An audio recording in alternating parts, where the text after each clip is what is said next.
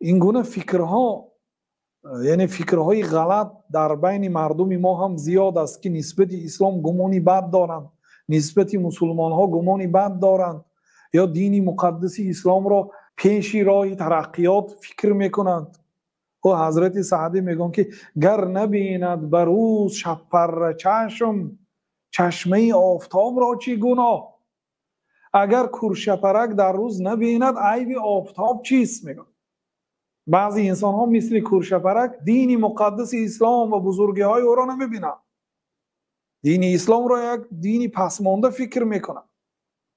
حضرت در گلستان در جای دیگر میگن که نوری گیتی فروزی چشمه خور، زیشت باشد به چشم موشکی کور.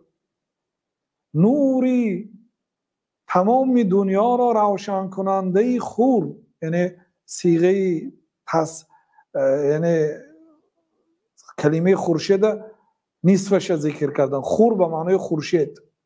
نور گیتی فروز آفتاب خورشید، زیشت باشد به چشم موشکی کور. کورموش که در روبروی آفتاب چشم کشیده نمیتواند، آفتاب در نظر او شوم است.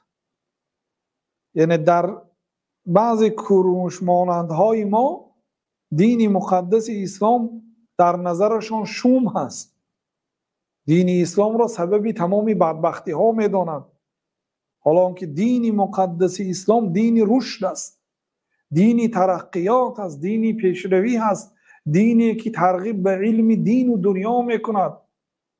هیچگاه دین اسلام به عقیب ماندگی ترغیب نمیکند.